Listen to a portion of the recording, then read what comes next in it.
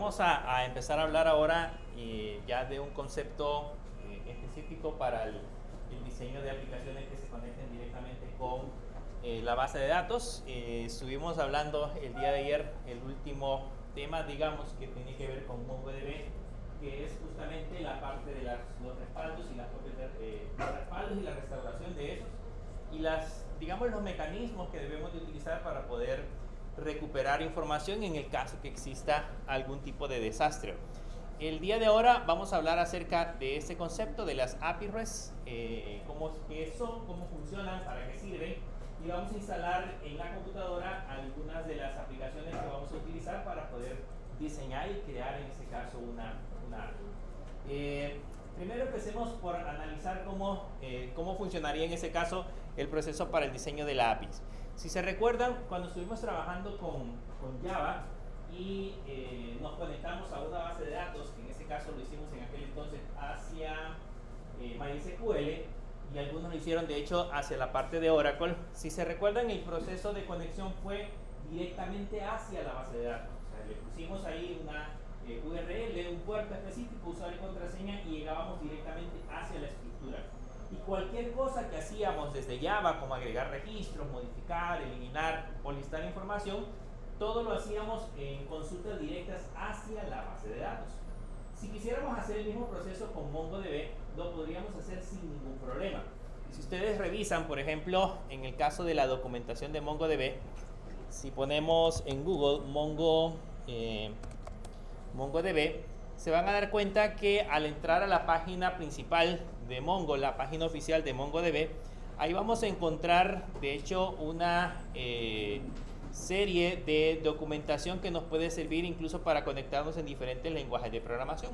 Por ejemplo, aquí nos dice cómo hacer en ese caso consultas desde JavaScript, desde Python si lo queremos hacer directamente desde Python, si lo queremos hacer desde Java, desde C#, y así para cada uno de ellos existe una serie de métodos que nos permiten conectarnos directamente hacia las bases de datos. Pero el problema es que, por ejemplo, en el caso de MongoDB, si nosotros queremos hacer conexiones directas a las bases de datos sobre aplicaciones que normalmente se encuentren en la nube, sería un grave problema de seguridad. Imagínense, por ejemplo, en el caso de Facebook.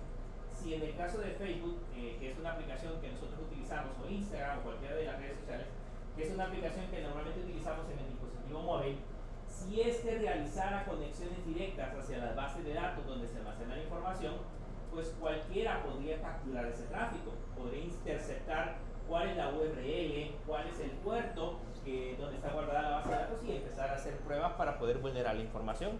¿Qué es lo que hacen todo este tipo de aplicaciones? Para evitar en alguna medida comprometer la información que nosotros tenemos en la base de datos.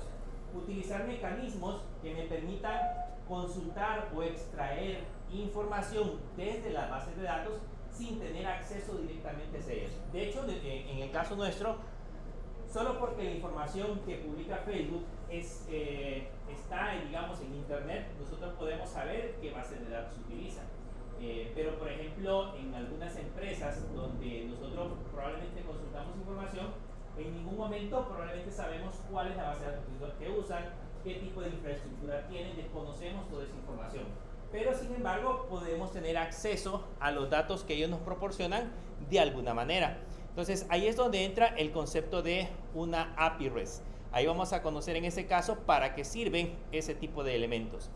Primero, al hablar de la API REST, primero tenemos que discutir de un concepto muy importante, que son las requisiciones o peticiones de tipo HTTP.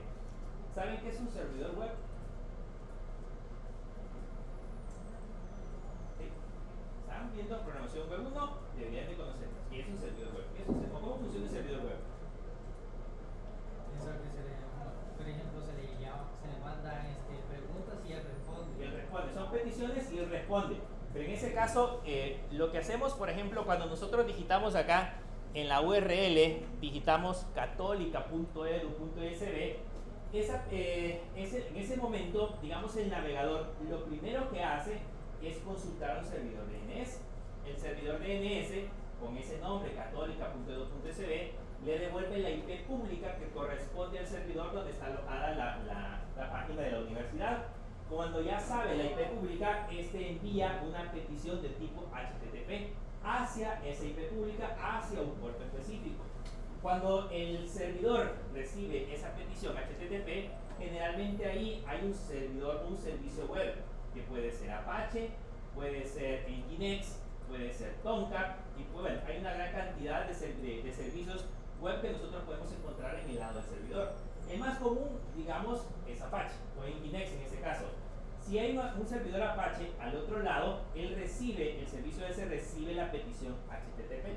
Esa petición HTTP le pregunta sobre una página web. Por ejemplo, quiero saber la historia de la universidad, entonces recibió una petición para que le devuelva información de la historia que está almacenada en el servidor. Viene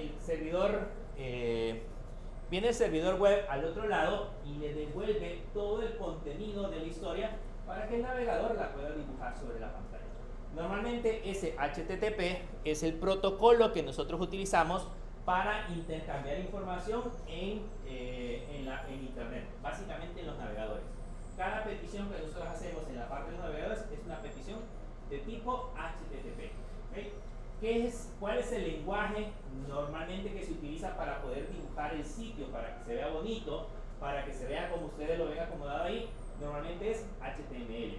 Entonces, lo que hacen las peticiones HTTP es recibir un archivo en formato HTML y el navegador se encarga de acuerdo al contenido, dibujarlo en la pantalla. ¿Okay? Esa es una petición de tipo HTTP. Cada vez que ustedes hacen una petición de este tipo, al otro lado van a enviar fotos, van a enviar imágenes, archivos HTML, archivos CSS, y el navegador se encarga de construirlos. ¿Okay? Eso es lo que normalmente sucede. Entonces, partiendo de ese concepto, las API REST, en este caso, son servicios, son aplicaciones, o en ese caso, es una infraestructura que nosotros vamos a encontrar al otro lado, que me va a permitir tener recursos a un servidor o a una serie de servicios que un cliente puede proporcionar y sin que yo conozca en alguna medida cuál es su infraestructura. Con una API REST yo no sé si es MongoDB lo que están usando, yo no sé si es Oracle, yo no sé si es SQL Server, yo no sé si tienen Apache, si están utilizando Java, JavaScript, Go o Python, no sé nada de eso. Yo solo necesito saber cuál es la URL o la petición HTTP para poder empezar a compartir, en este caso, recursos. Ese servicio es fundamental en este caso para el diseño de aplicaciones. De hecho, la palabra API, si ustedes la buscan en internet, por ahí la van a... si ustedes le ponen que es API, ahí les va a dar un concepto o una definición justamente de la palabra API, que significa, si ustedes lo ven aquí en Wikipedia, es una interfaz de programación de aplicaciones. Es un mecanismo, básicamente, que sirve para compartir datos entre diferentes aplicaciones. De esa manera, por ejemplo, Facebook, cuando ustedes ven en su pantalla, o YouTube, cuando ustedes ven en su teléfono, videos, notificaciones o lo que sea, lo que están recibiendo es información de una API, un servicio que tiene público Facebook o Twitter que me permite visualizar la información, sin que yo tenga acceso directo a los datos que ellos tienen. Entonces, básicamente en este momento, el Internet y todos los servicios que ustedes conocen se mueven a través de una API. Casi todos los servicios que ustedes van a encontrar en sus teléfonos móviles utilizan una API. Todos ellos se conectan a servicios externos a través de este componente. Por eso es la importancia de saber cómo se crean y cómo se consumen. Cómo se crea una API y cómo se puede consumir una API, que son las dos cosas que pueden suceder.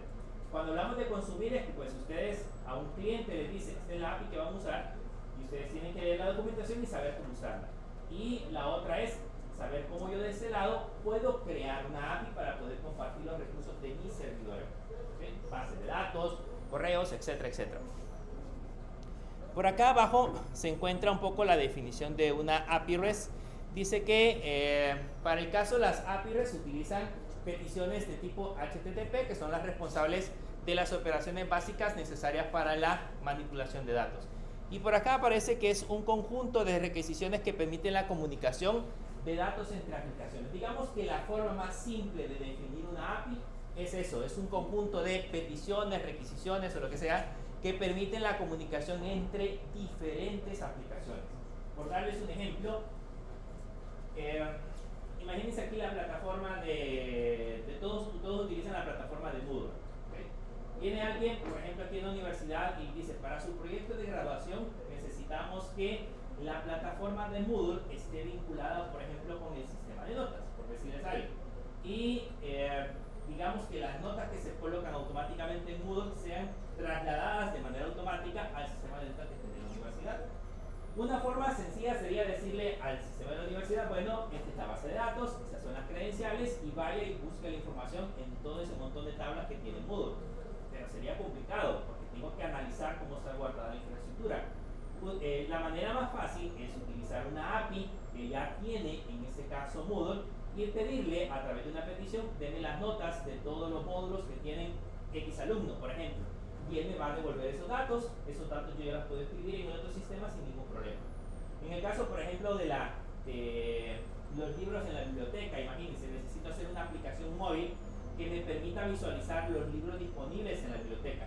Yo no voy a llegar directamente hacia la base de datos. ¿Qué es lo que tiene que hacer la biblioteca? Tiene que crear una API REST que permita consumir todos esos recursos y el que diseñe la aplicación móvil se va a conectar a esa API. Y esa API le va a estar diciendo en tiempo real cuál es la disponibilidad de libros que se encuentran en la biblioteca. Entonces, básicamente, ¿para qué sirven las APIs? Sirven para compartir información entre distintas aplicaciones.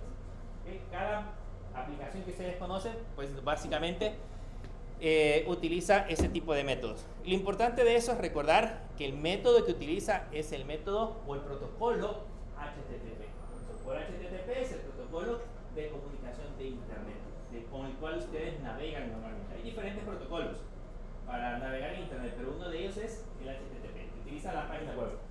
Ahora bien, cuando nosotros creamos una API REST, existen 4 principales solicitudes o peticiones que podemos hacer.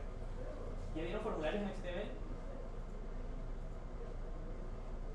¿Sí o no? ¿Formularios? ¿No pueden crear formularios todavía? Ya van a aprender a crear formularios. Cuando se crea un formulario en HTML, normalmente en el formulario ustedes le dicen cómo la información va a viajar de un lugar a otro. Partamos primero. Cuando yo tengo una página web, la manera en la que los usuarios se pueden comunicar con los servidores es a través de formularios. Lo mismo que nosotros hacíamos en Java. ¿Se acuerdan que para agregar un alumno, por ejemplo, teníamos que crear un formulario? Lo mismo sucede en Java, tenemos que crear formularios. Pero esos formularios envían la información de un lugar a otro a través de 4 métodos distintos. Uno es el POST, otro es el GET, otro es el DELETE y otro es el PUT.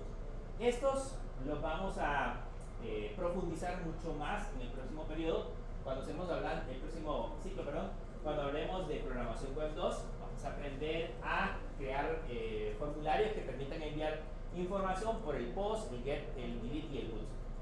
Pero en este caso lo interesante de esto es que si por ejemplo yo voy a insertar un registro o voy a insertar un documento en una colección en MongoDB, el método que voy a utilizar para enviar los datos es el método POST. Si yo voy a consultar, por ejemplo, todos los documentos de una colección, voy a utilizar el método GET. Si voy a eliminar un documento de una colección, voy a utilizar el método DELETE. Y si voy a modificar un documento, voy a utilizar el método PUT. Básicamente eso está encerrado en un proceso que normalmente en programación le llamamos así. Le llamamos CRUD. Una API puede básicamente hacer estos procesos. ¿Qué es CRUD? El método, cuando ustedes les digan, por ejemplo, en una entrevista de trabajo, miren, aquí está una colección en MongoDB y háganme un CRUD para esa colección, básicamente lo que ustedes tienen que hacer es un proceso que permita crear documentos, leer documentos, actualizar documentos y eliminar documentos. Ese es un CRUD. Es un proceso de inserción, un proceso de selección, un proceso de actualización y un proceso de eliminación. Ese es normalmente el concepto de CRUD. Y en el caso de las API REST, esos 4 procesos se hacen a través de estos métodos de envío de datos. Ya lo vamos a ver más adelante cuando ya empecemos a crear la API. Vamos a ver cómo se envía la información por esos diferentes métodos. Hay algunas características que debemos de, unas restricciones que debemos de considerar en cuanto al proceso de las API REST. Esto lo van a entender muchísimo mejor cuando estemos trabajando con programación web 2 en donde veamos un poco acerca de un lenguaje que se ejecuta del lado del servidor. Pero una de las cosas que tiene en cuenta la arquitectura REST es que son aplicaciones de tipo cliente-servidor. ¿Okay? Cuando hablamos de aplicaciones cliente-servidor, significa de que, por ejemplo, mi computadora actúa, o mi navegador en este caso, que es Chrome, actúa como la aplicación cliente. Y el servidor, al otro lado, que es el que recibe las peticiones, actúa en ese lado, en ese caso, como el lado del servidor. Entonces, yo hago una petición a un servidor y el servidor responde a esa petición. Entonces, hacemos como un canal de comunicación en ambos lados. Hay que leer un poco acerca de cómo funciona un protocolo que se llama el protocolo TCP/IP. Ese es básicamente el método de comunicación que utilizan en este caso las aplicaciones. La otra cosa es que las API REST generalmente son sin estado. Cuando se refieren que son sin estado, significa de que cuando yo hago una petición GET, PUT o las 4 que vemos arriba, estas nada más se envía la petición, el servidor me devuelve una respuesta, pero si yo vuelvo a hacer otra petición, el servidor no recuerda la petición anterior. ¿Okay? Él no tiene memoria, él solamente recibe una petición, esa petición me devuelve una respuesta y por cada petición que yo vaya a hacer, él va a ir haciendo un requerimiento nuevo, entonces no recuerda información. Por eso normalmente se le conoce como estado. Cada petición es un dato independiente. Si tuvieran memoria, pues imaginan que cada petición que llegara al servidor de diferentes usuarios podríamos probablemente mezclar datos. Por eso es importante recordar esa parte. La otra es que puede almacenar caché. Cuando hablamos de almacenar caché, significa de que de acuerdo a ciertas configuraciones que hagamos en el servidor, yo puedo ir almacenando como un pequeño espacio para ir guardando peticiones. Y digamos que si las peticiones se repiten muchas veces, ya no voy a consultar directamente la base de datos, sino que la saco de caché. Y eso acelera un poco la información. Y la otra es que normalmente tiene una interfaz uniforme. Básicamente nosotros cuando hacemos peticiones tenemos que saber cómo hacer la petición y uniformemente también cómo nos responde. O sea, no es que cada petición va a mandar datos distintos. Generalmente las peticiones devuelven una respuesta que generalmente uniforme o igual. ¿Qué tipo de APIs REST existen? Están las APIs REST de tipo privadas, que esas nada más las utilizamos en una organización. Imagínense que la universidad tuviese algún servicio que solo se utiliza aquí en la universidad, esa API sería privada, solamente puede tener acceso a recursos dentro de la universidad. Nadie de afuera puede tener acceso a esos datos. Podría ser, por ejemplo, el registro de notas, podría ser tener una API privada, que solamente pueda tener acceso dentro de la universidad. Existen otras que son de tipo socios o ya son colaborativas, si lo queremos ver de esa manera, en la cual solamente cierto grupo de instituciones pueden compartir esos datos. Imagínense, por ejemplo, las universidades y el Ministerio de Educación. El Ministerio de Educación necesita, por ejemplo, actualizar los datos de ustedes en sus bases de datos, entonces él puede proporcionar una API a través de la cual las universidades se conecten y puedan enviar esa información. Esa API solo funciona entre universidades y el gobierno, por ejemplo. Entonces esa es de tipo asociada o compartida. Y las APIs públicas, que pues esas, como su nombre lo dice, pueden estar o están disponibles al público para que podamos utilizarlas. De hecho, esas son muy buenas para que ustedes puedan aprender. Si ustedes necesitan aprender, crear proyectos, imaginarse cosas, busquen API REST gratuitas y a partir de ahí empiecen a inventar cualquier cosa. Existe una enfermedad, bueno, de aquí en adelante vamos a utilizar una gran cantidad de servicios públicos como las API REST que nos van a permitir hacer cositas bonitas. Eso es en cuanto a los tipos de APIs que podemos encontrar. ¿Para qué sirven las API REST? Ya les mencioné, principalmente sirve para que podamos compartir datos.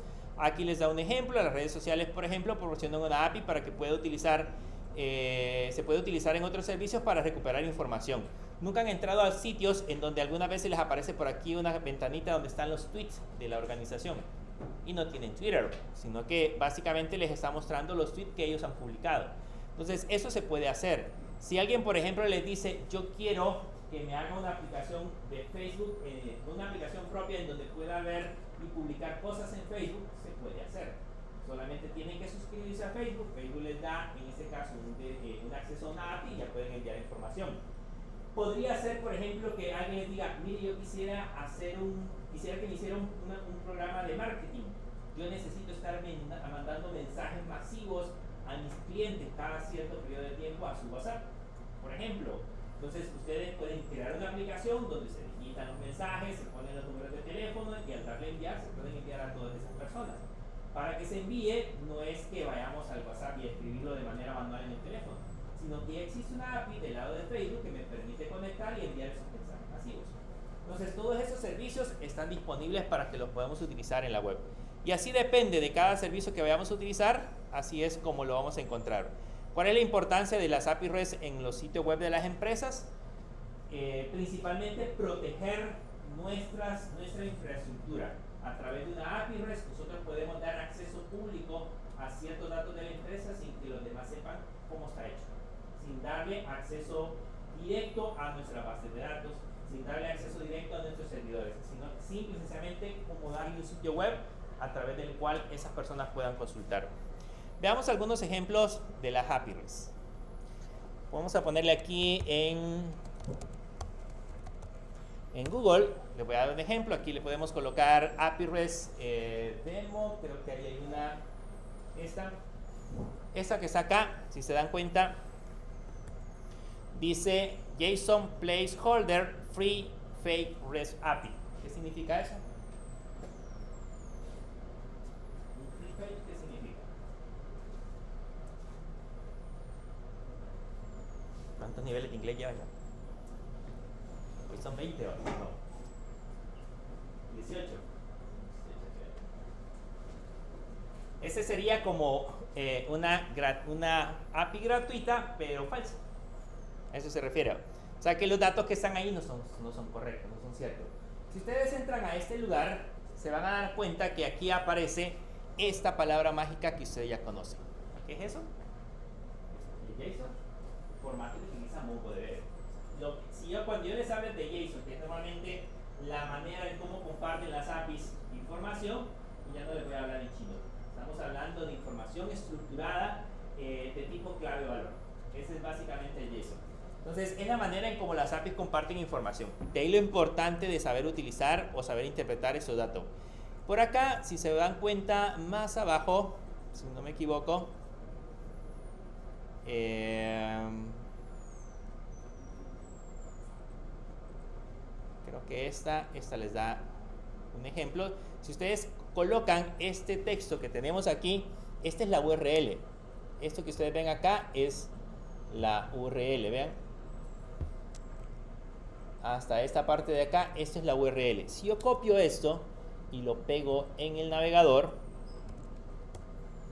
eso me da esa parte como respuesta. ¿Okay? ¿Qué es eso? Es un JSON. ¿Okay? Entonces, básicamente, esa es una petición HTTP. Por lo tanto, significa que esta API yo la puedo ejecutar y me devuelve esta información. Creo que tiene más entradas, si no me equivoco. Déjenme ver.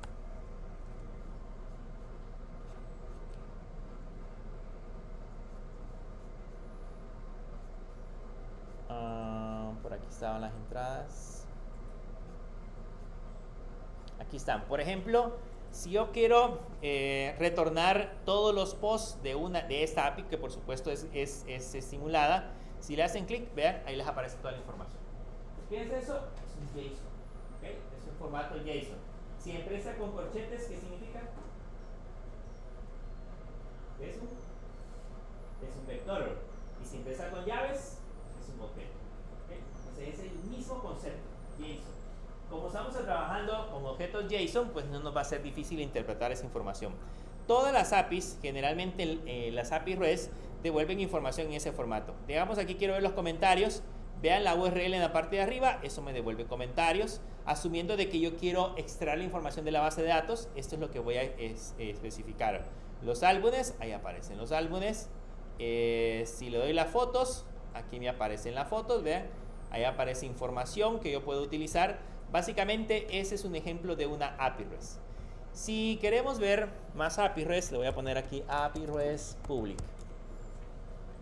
Aquí ustedes se pueden dar gusto. Hay una página de GitHub que se llama Public Collection List Free APIs.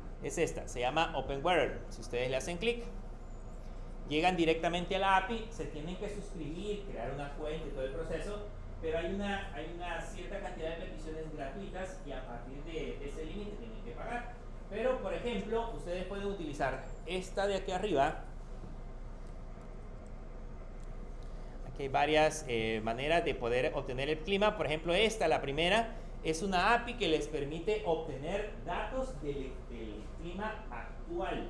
O sea, ahí puedo consultar cuál es la temperatura, por ejemplo, si va a llover o algo por el estilo aquí en El Salvador. Solamente tienen que entrar a la documentación y pues ahí les va a decir cómo pueden consumir esa API. Ven aquí abajo está cómo se llama la API, ahí aparece la información, ya van a entender un poquito cómo está estructurada, la información que me devuelve o los datos que me devuelve, etc. Entonces, básicamente solo tengo que crear una cuenta y ya me da esa información. Ahí abajo dice los datos que debería demostrar. Es interesante, por ejemplo, esta API porque de mi teléfono yo puedo extraer la ubicación, puedo extraer latitud y longitud. Se le envío a esta API, va a decir el clima del lugar donde esté, ¿okay? Del lugar donde nos encontremos, no necesariamente de una ciudad en específico. Bien, ¿preguntas? Vamos a empezar entonces a crear nuestro propio sistema, vamos a crear nuestra propia API. Para eso vamos a utilizar, para podernos conectar a MongoDB y hacer todo el proceso, vamos a utilizar herramientas de diseño de aplicaciones en el lado del servidor. Y en el caso, para utilizar JavaScript, hay una herramienta que se llama Node.js. Entonces escriban en Google, escriban Node.js y los va a llevar a esa página.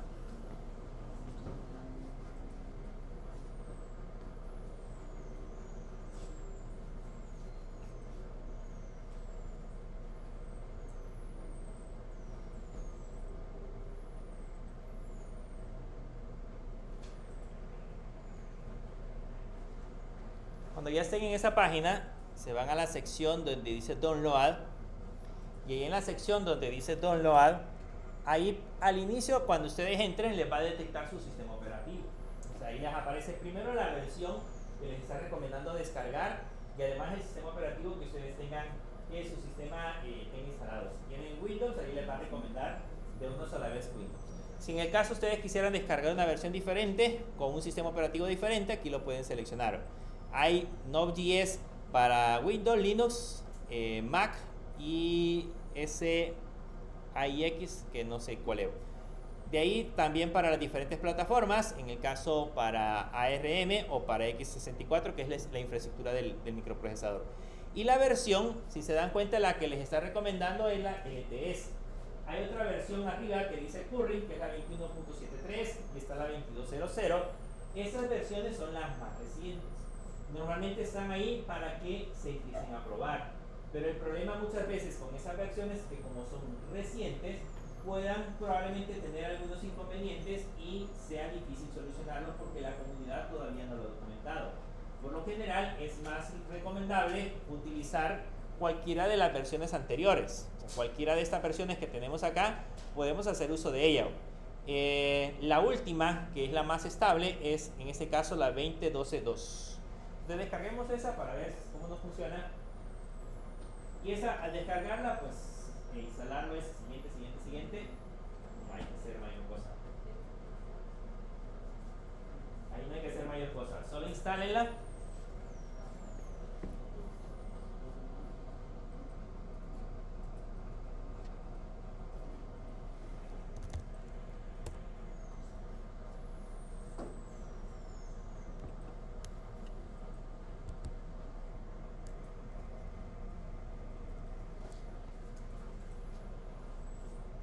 Instálenla y cuando ya la tengan instalada, creo que esto no está pesado. ¿Cuánto pesaba?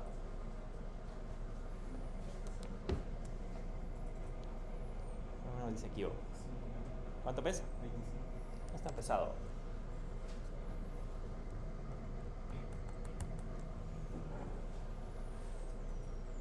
Instálenla, siguiente, no tiene nada de otro mundo. Cuando ya lo hayan instalado, después de haberlo instalado, abren PowerShell. Pero hasta que hayan terminado de instalarlo. Si lo tenían abierto antes, antes, ciérrenlo y vuelven a abrir PowerShell. Pero hasta que hayan terminado de instalar el 10. Mi computadora ya se instalada una versión y vamos a trabajar con esta versión.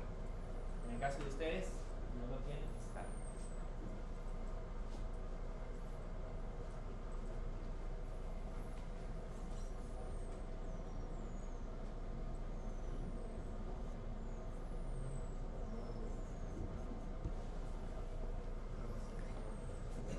Cabe mencionarles que esto que vamos a empezar a ver ahorita, si ustedes después se quieren seguir especializando, es una de las áreas en las que hay mucha demanda de puestos de trabajo, principalmente para eso que le llaman un full stack developer, que es un desarrollador que puede manejar, digamos, puede crear toda la infraestructura que tenga que ver con el desarrollo de una aplicación. Un full stack tiene que trabajar en el lado del servidor, debe trabajar en el lado del cliente, o sea, puede hacer toda la infraestructura detrás del servidor, bases de datos, configuración de servidores, la creación de la API a través del lenguaje de programación, y de igual manera puede trabajar en el lado del cliente, que tendría que ser el diseño de la página web o el diseño de la aplicación móvil o lo que sea, para que quede un producto completo.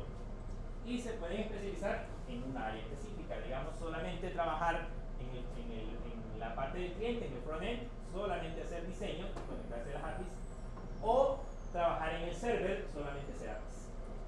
¿Okay? Cualquiera de las dos. ¿Cuál es mejor pagado? El que sabe de todo. ¿Okay? El que sabe de ambas. ¿Qué? ¿Ya lo instalaron? Si ya lo instalaron, para saber si está instalado, pónganle node-b.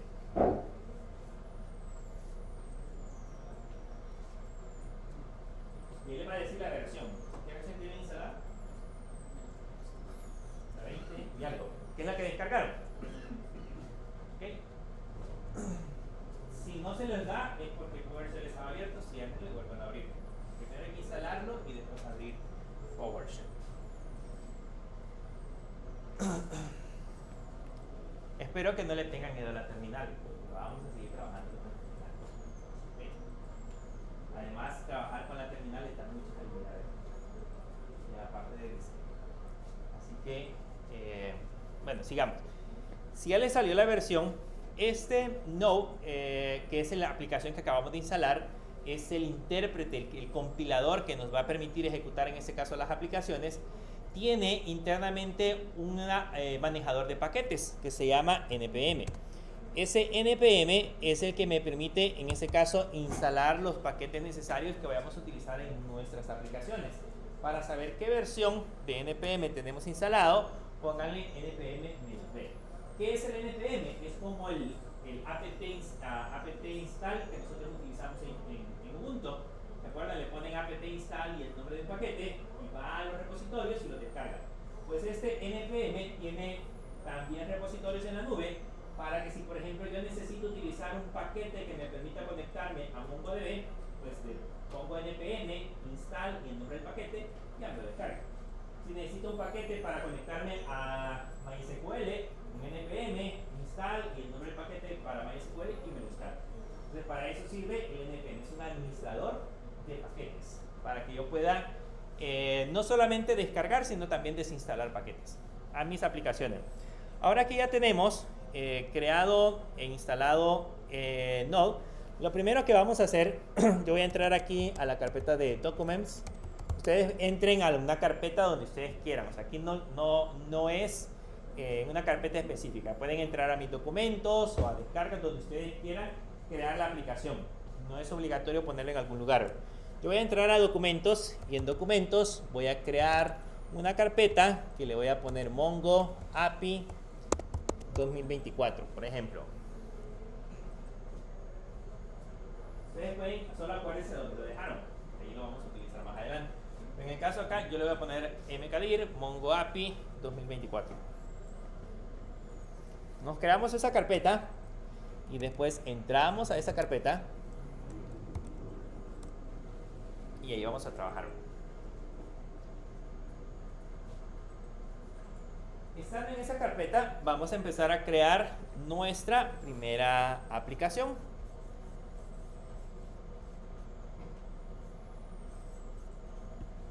Ahí vamos a crear nuestra primera aplicación. ¿Cómo hacemos para crear nuestra primera aplicación? Pues aquí es bien fácil, nada más le ponemos npm y la palabra init.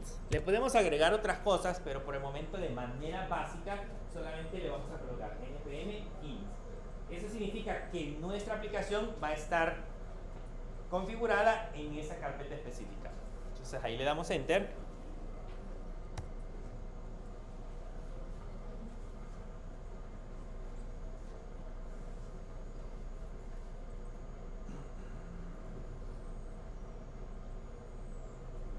Bien, ahí les da una información de que básicamente qué es lo que estamos haciendo. Dice de que si necesitamos instalar un paquete, ahí si se dan cuenta le vamos a poner npm install y el nombre del paquete, después de haber hecho lógicamente la configuración. Pero lo primero que nos está pidiendo en este caso es el nombre del paquete, el nombre de la aplicación. El nombre de la aplicación por el momento está tomando el nombre de la carpeta que he creado, pero podemos colocarle cualquier otro nombre. Ese es básicamente cómo se va a llamar mi aplicación. ¿Se acuerdan que cuando trabajábamos en Java, a los elementos le colocábamos un nombre de paquete? Pues algo similar es acá. En ese caso le vamos a dejar la misma carpeta, entonces le damos enter. Luego me pregunta cuál es la versión. Normalmente cuando uno crea una aplicación, la primera versión es la 1.0. Pero alguien puede decir, no, mi aplicación va a ser la versión 2.0, por ejemplo. Por alguna razón ya tengo algo creado y pues lo voy a montar en esta nueva carpeta, entonces le voy a poner 2.0, si fuese necesario. Pero si no, si es la primera versión, pues lo puedo dejar como 1.0. Luego me va a preguntar una descripción. Yo ahorita lo estoy dejando en blanco, pero ustedes le pueden digitar información. ¿Qué le puedo poner en la descripción? Por ejemplo, acá digitémosle, le voy a poner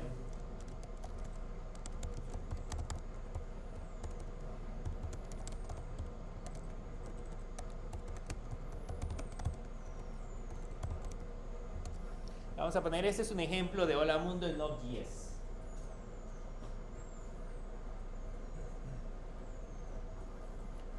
Esa es una descripción simple que le vamos a agregar. Después de la descripción nos va a preguntar cuál va a ser el nombre del archivo principal con el cual nosotros vamos a empezar a trabajar. Ahí nos recomienda por defecto index.js, que se lo puedo cambiar. Cuando ustedes crean una página web, la primera página web de su sitio normalmente es un index.html. Entonces aquí de igual manera, como vamos a trabajar con Java, el primer archivo sería un index.js. Lo vamos a dejar así, sin cambiar esa entrada. Le damos enter. Y aquí el test command, ese es para hacer procesos de testeo. Si yo quiero en alguna medida, por ejemplo, realizar algún tipo de testeo, lo puedo especificar acá cuál es el comando que vamos a utilizar. Por el momento lo vamos a dejar así. Le damos enter. ¿Saben qué es Git? ¿Sí? ¿Qué es? Es un sistema de control de versiones. Un sistema de control de versiones que me permite en este caso trabajar con con un proyecto en donde puedo ir almacenando diversas versiones de mi proyecto, y eso me permite, por ejemplo, regresar a un punto dado cuando mi proyecto, digamos, se rompió. Entonces puedo regresar a cuando estaba estable, cosas como esas. Si tengo un repositorio, ahí se lo puedo especificar. Si ya tenemos un repositorio en GitHub, pues en ese repositorio se va a ir a subir nuestra aplicación. Y unos keywords serían como palabras claves que describan, en ese caso, mi proyecto. El autor, pues ahí pónganle su nombre.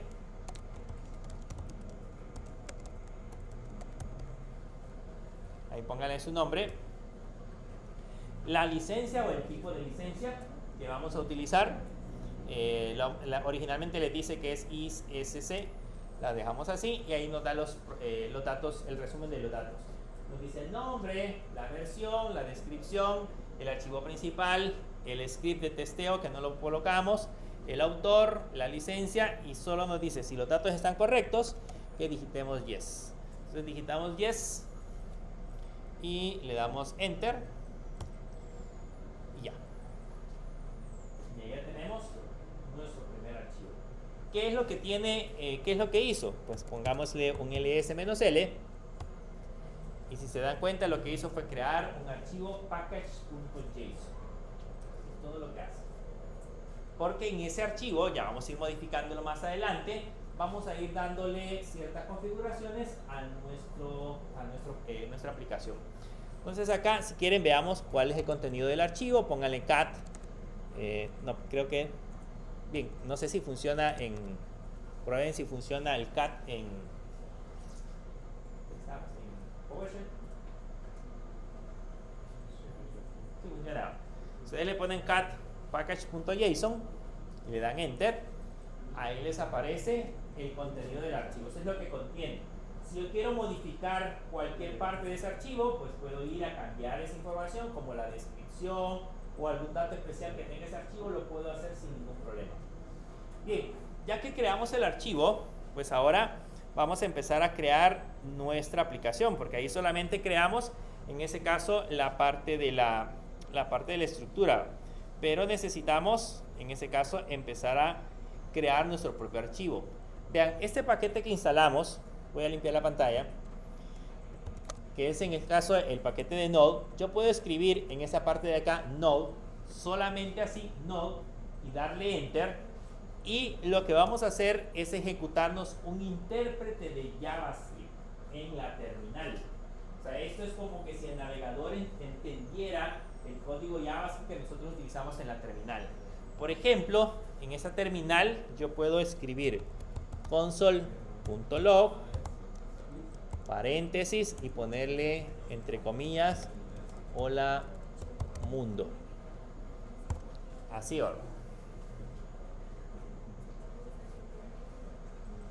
Voy a poner console.log hola mundo. Y si le damos enter, ya tenemos un hola mundo creado en JavaScript. ¿Okay? Eso me puede servir para poder hacer testeos de algunas cosas que yo quiero verificar.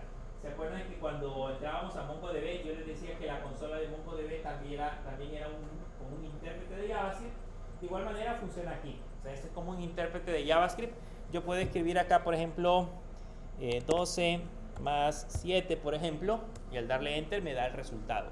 O puedo crear variables, como lo hacíamos. Le puedo poner let a igual a 25, por ejemplo, y luego ponerle abajo let b igual a 67, por ejemplo, y abajo ponerle un console.log paréntesis y le ponemos a multiplicado por b, y eso me va a dar la respuesta. Entonces básicamente es un intérprete, no hay nada más, es un simple intérprete de JavaScript. Entonces ahí puedo hacer pruebas de mis aplicaciones, puedo ir probando qué cosas necesito hacer. Pero empecemos a escribir código. Voy a dar control C 2 veces y nos salimos. Ahora, no sé si en PowerShell le funciona Nano.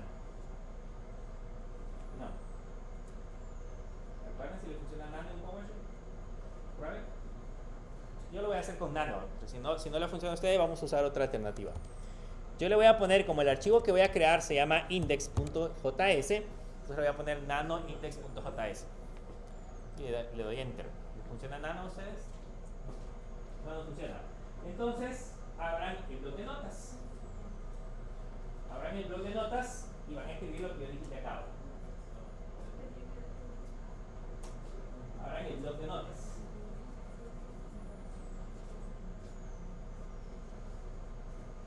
Abran el blog de notas y les voy a decir que van a escribir.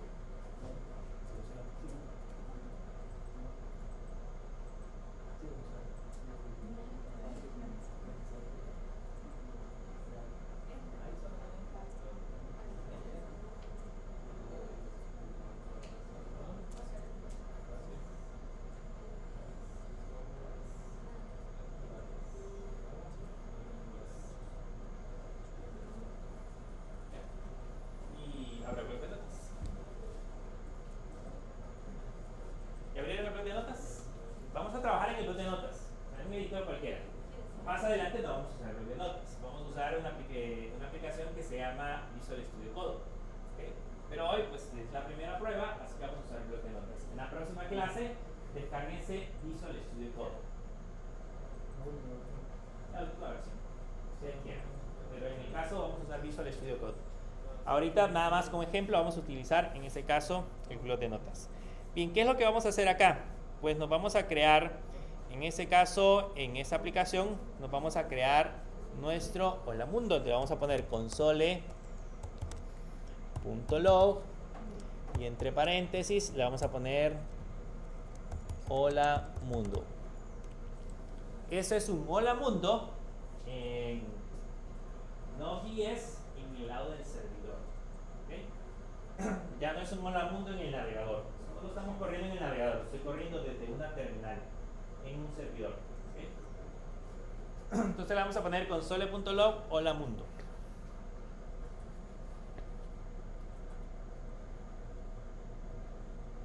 Es un bloc de notas normales. Bloc de notas normal. Van a hacer un archivo de cuadro de texto y escriben. No lo vayan a cerrar, solo escriban eso. Y cuando ya lo tengan, lo guardan en la carpeta que acabamos de crear. O sea, en la carpeta Mongo API 2024. Den archivo guardar y lo guarden en la carpeta Mongo API 2024 con el nombre index.js. Den archivo guardar y se van a buscar la carpeta que crearon, API Mongo 2024, y ahí lo guardan con el nombre de index.js. Debe de llevar ese nombre.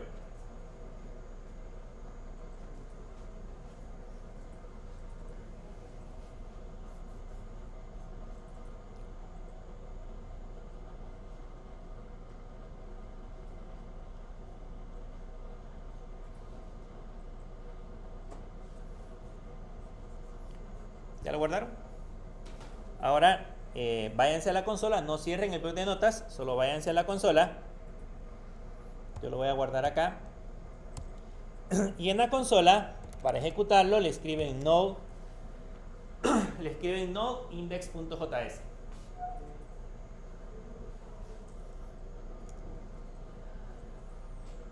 Escriben node index.js. Como resultado les tiene que aparecer eso. Tiene que aparecer hola mundo. Voy a dar control L y lo voy a volver a ejecutar. Vean, ahí les tiene que aparecer hola mundo. Entonces ya hicieron un hola mundo en JavaScript usando Node.js. Pero no es ese el chiste, o sea, ese es el, digamos, el normal que nosotros utilizamos en cualquier lenguaje de programación. Pero vamos a crearnos ahora un servidor web que me permita visualizar páginas web en el navegador, usando por supuesto Node.js. Entonces, si ya les funcionó esto, ¿todo le funcionó? ¿Sí? Si ya les funcionó, regresen al bloc de notas. Regresemos al bloc de notas y esto pues ya no lo vamos a utilizar por el momento. Vamos a borrarnos y vamos a escribir un código específico. ¿Qué es lo que vamos a hacer acá? Vamos a escribir código JavaScript, le voy a poner const, voy a crear una constante que se va a llamar HTTP y le vamos a poner require y entre comillas HTTP.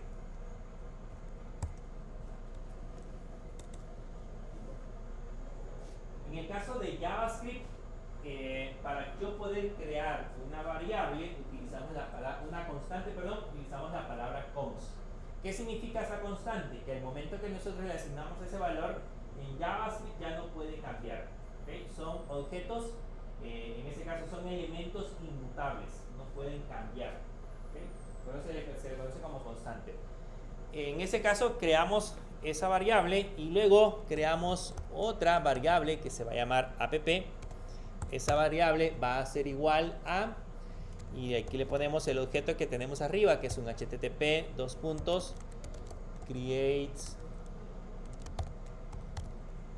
http.createServer, y aquí abrimos y cerramos paréntesis. Yo lo voy a poner así, vean, abro y cierro paréntesis y le voy a dar espacio. ¿Okay? Abajo está el paréntesis cerrado. Abro y cierro paréntesis y le doy espacio. Y aquí abajo le voy a dar una tecla tab. Ese createServer es una función. En JavaScript esa función necesita o recibe lo que se le llama otra función como parámetro. Entonces acá internamente lo que voy a hacer es colocarle entre paréntesis un request, coma, y un response.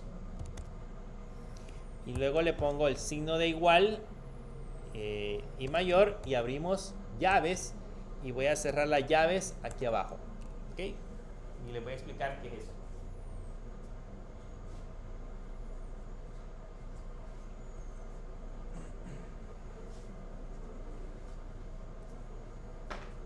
Bien, esto que ustedes ven acá, esto solamente, esta parte que les he seleccionado ahí, en JavaScript es una función, pero se le conocen como funciones de tipo flecha. O sea, eso que ustedes ven acá es una flechita. Se le conocen como funciones de tipo flecha. Esas funciones en JavaScript son un elemento adicional que se agregaron para hacer mucho más fácil el proceso de entender esas funciones. Esa misma función, en teoría, yo la podría definir abajo de esta manera. Ponerle la palabra function, digamos hola, mundo, por decirles algo, abrir paréntesis, ponerle request, response, abrir, cerrar paréntesis, abrir llaves y cerrar llaves, y ahí adentro colocar, en ese caso, lo que va a hacer esa función. ¿Okay? Eso que ustedes ven aquí abajo funciona en JavaScript de igual forma como funciona arriba. O sea, lo de arriba es similar a la función que tenemos en la parte inferior. Lo de abajo no lo ven a escribir, que eso nada más es para explicarles cómo funciona. Esto de aquí abajo es una función que en JavaScript se reduce, este mismo código se reduce a este elemento que tenemos acá, que es una función de tipo flecha. De hecho, esa misma función yo la podría escribir de otra forma. Yo podría colocar acá un const, digamos, hola mundo, ponerle, digamos, un name, por ejemplo, un parámetro name, y después ponerle igual mayor y adentro colocar código. Y esa también sería una función, solo que la función es una función de tipo flecha. En JavaScript también yo puedo definir lo que se le conocen como funciones anónimas. Yo puedo crear, por ejemplo, una función anónima de esta manera. Y el código que se ejecuta básicamente es un código que no tiene nombre, por eso se llaman funciones anónimas. Entonces, esa es una manera en cómo nosotros definimos funciones. Aquí adentro de estas funciones, no importa el formato que utilicemos, dentro de esas funciones yo puedo especificar código.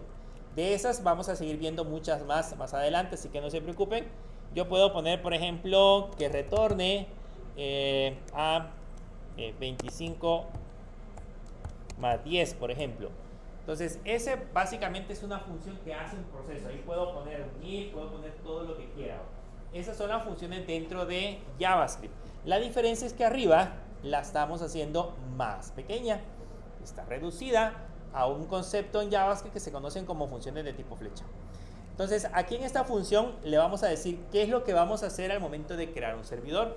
Y tenemos dos variables, o dos parámetros. Uno que es el request y otro que es el response. Uno es la respuesta y otro es como la petición que vamos a realizar. Entonces, esos valores los vamos a escribir ahorita. Primero vamos a utilizar el parámetro response y le vamos a poner punto write hell paréntesis y aquí le vamos a colocar un número, coma, ya les voy a explicar qué es esa parte, y luego le vamos a colocar entre corchetes un objeto. Ese objeto va a ser de tipo clave valor, que va a llevar un content-type, dos puntos, y entre comillas, por el momento le vamos a poner text diagonal plain. Si los puntos y coma en Java les daba dolores de cabeza, aquí ya no son necesarios. JavaScript original sí era necesario poner punto y coma, pero en el JavaScript moderno ya no es obligatorio. Pero si lo quieren seguir colocando, también se acepta. Y luego le vamos a poner otra vez un response.end y le vamos a poner entre comillas hola mundo. Y listo.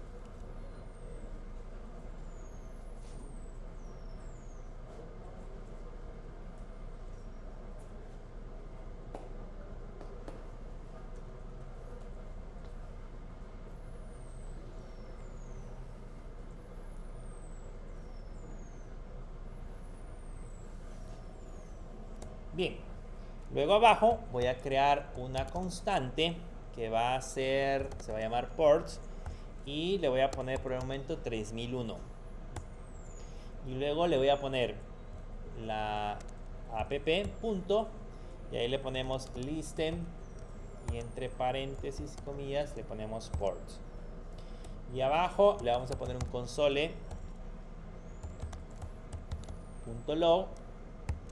y le vamos a poner el servidor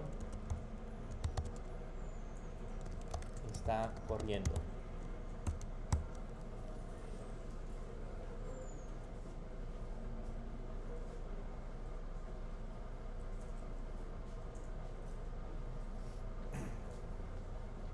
Esto también de las tabulaciones no es obligatorio.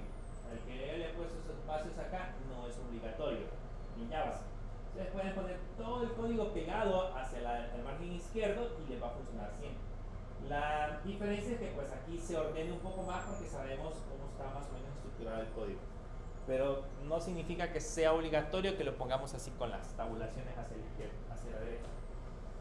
Bien, hasta ahí ya hemos terminado la aplicación. La vamos a correr y ahí les voy a ir explicando parte por parte qué es lo que está sucediendo. ¿Okay? Pero primero veamos si nos funciona. Guárdenlo y salgámonos de acá. Bueno, ustedes no lo cierren, solo váyanse a la terminal y en la terminal vuelvan a digitar node-index.js.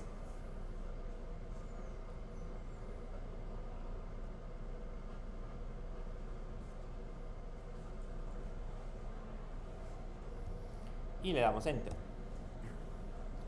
Si se dan cuenta, por ahí dice el servidor está corriendo.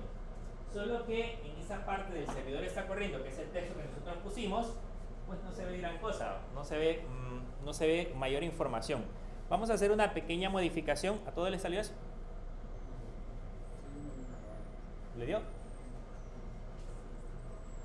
¿Tiempo?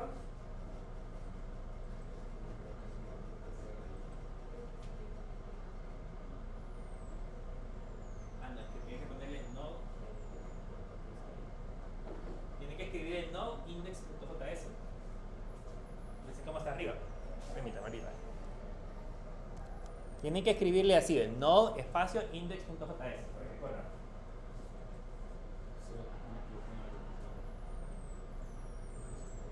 Sí, el port no lo lleva entre comillas.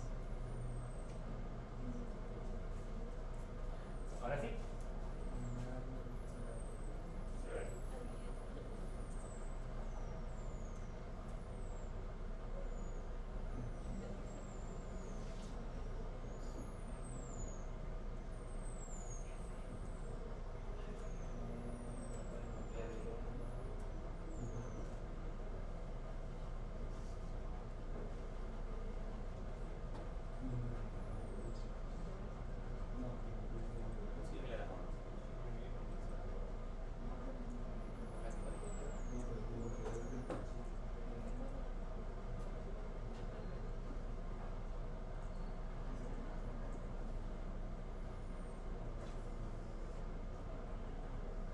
Creo que por la versión han cambiado en algunos casos. Les voy a enseñar qué es lo que le van a poner.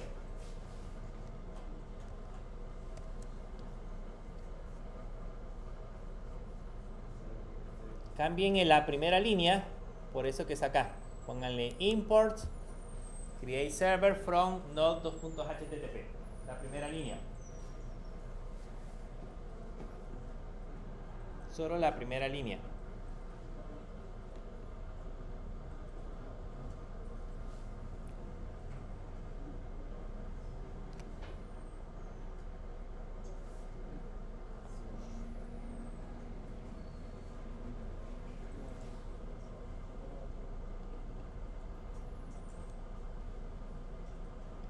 Les quedaría básicamente, voy a crear una copia y se lo voy a colocar como debería de aparecer.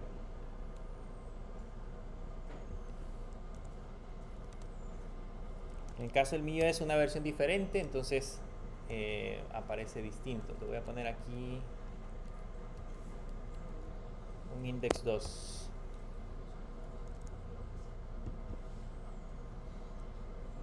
Sería así, un import create server. Acá sería siempre create server, el valor, eso está bien. Aquí pónganle hola mundo, ya lo vamos a modificar, y aquí abajo siempre pónganle así, solo que en lugar de listen 3000 pónganle 3001.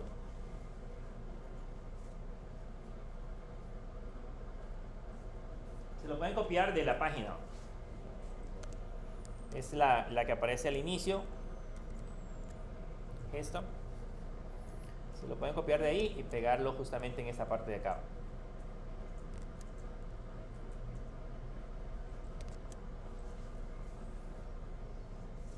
Lo guardan y después regresan a la consola y le ponen node espacio index.js.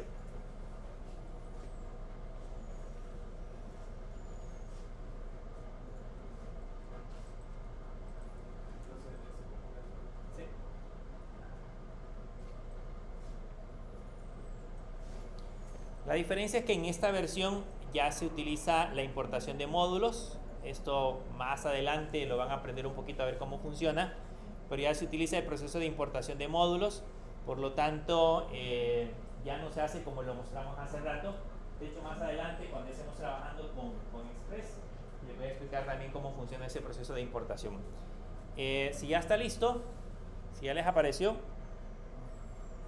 regresen de nuevo a la consola y le escriben node index.js.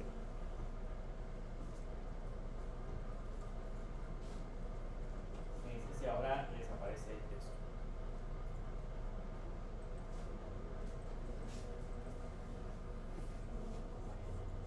¿Qué le pareció?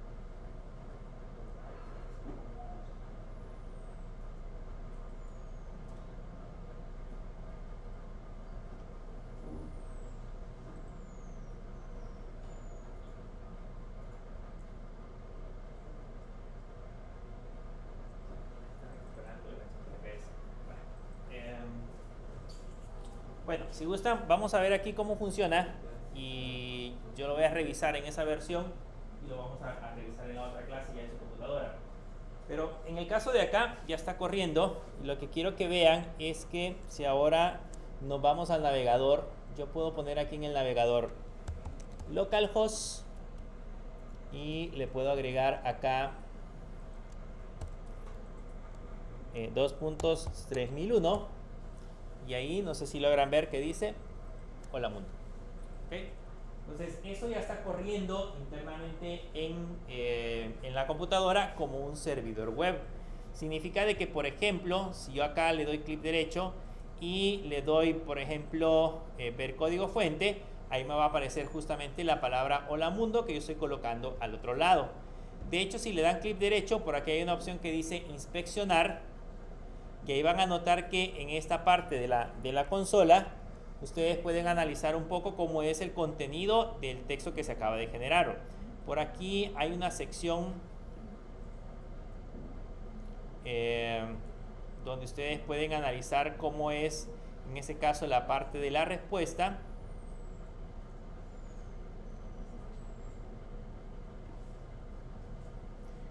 Aquí en esta parte, le vamos a poner all.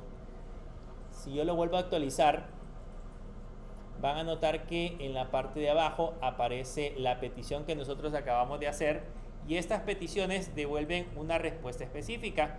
Estas respuestas que hemos colocado acá con esos encabezados son los que hemos puesto al otro extremo. Entonces, ¿qué es lo que voy a hacer ahora? Voy a regresar de nuevo a esta parte. Vamos a cancelar la petición. Voy a modificar el index y acá, en lugar de ponerle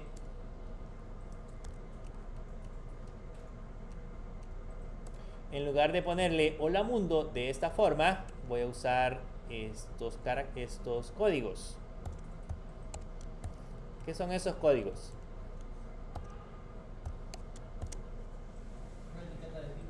Una etiqueta de título HTML.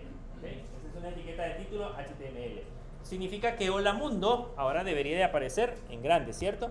Entonces le voy a dar control X voy a volver a correr el servidor, me voy a regresar al sitio web y le voy a dar que lo muestre. Y si se dan cuenta, ¿qué apareció? ¿Qué aparece en el título? Arriba no apareció el Hola Mundo como nosotros lo esperábamos, ¿cierto?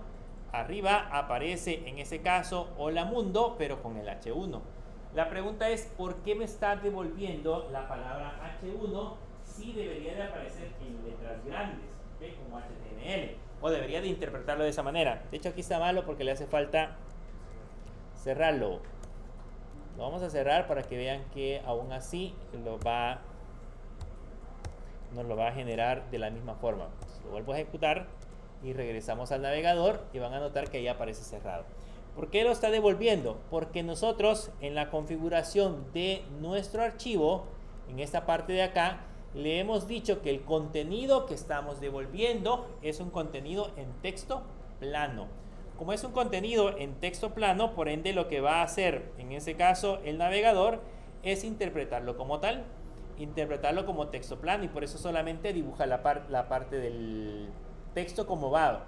¿Qué tenemos que hacer? Tengo que cambiar aquí y decirle que en lugar de texto plano me lo envíe en HTML, o el contenido que estoy enviando es un HTML. Entonces ahora lo guardo y lo corremos desde acá. Van a notar que al ejecutarlo ahora ya dice Hola Mundo en grande. Entonces eso significa de que aquí en este código que nosotros tenemos en esta parte de acá, yo me puedo crear toda una página web. Entonces aquí podría poner un H1, etiquetas CSS, hacer todo un sitio web. Y mi máquina solamente tendría que ponerle localhost 2.3001, ya podría examinar ese sitio web. Entonces básicamente lo que acabamos de hacer ahorita es crearnos un sitio web, o un servidor web con peticiones directamente hacia el lado del servidor. Esa es la parte introductoria, porque lógicamente cuando ya estemos trabajando con nuestra API, pues vamos a seguir haciendo muchísimas más peticiones. Con nuestra API vamos a crearnos por ahí una serie de entradas o páginas que nos van a ir devolviendo diferentes tipos de valores. ¿Okay? Bien, ¿qué necesito que tengan en su computadora para la próxima clase?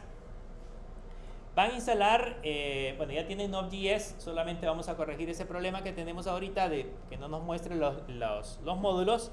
Le van a instalar Visual Studio Code, que es este editor que utilizamos generalmente para trabajar con aplicaciones. Si ya lo tienen, no hay ningún problema. Si no, descárguenlo, es gratuito y es muy bueno para poder crear código. No vamos a utilizar el blog de notas. Además de eso, necesito que instalen un programa que se llama Postman.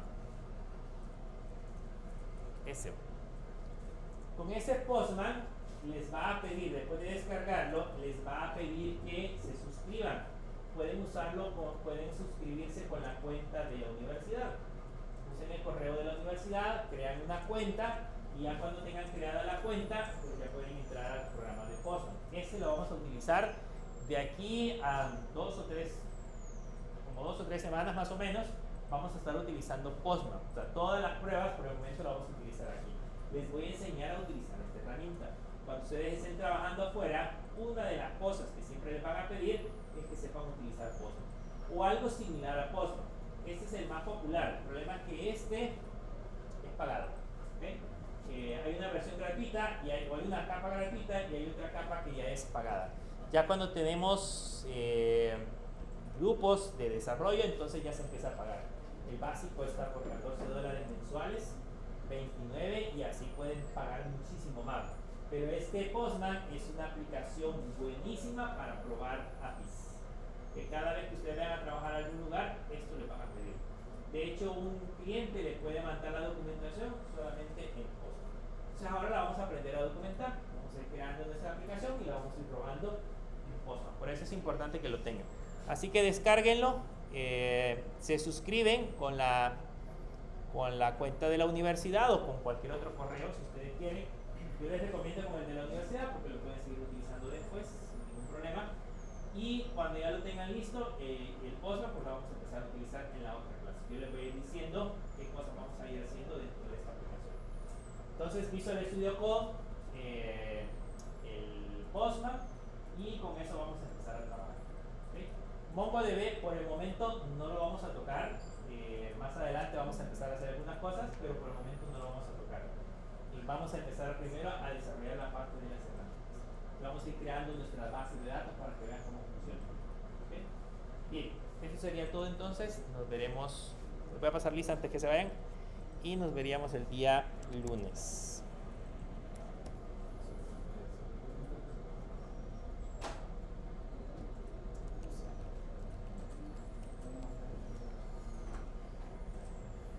Kenny, Stephanie,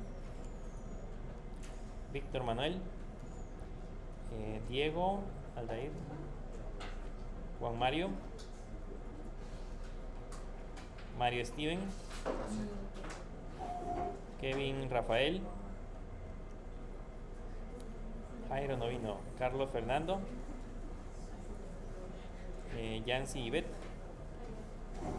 Verónica, María y Miguel.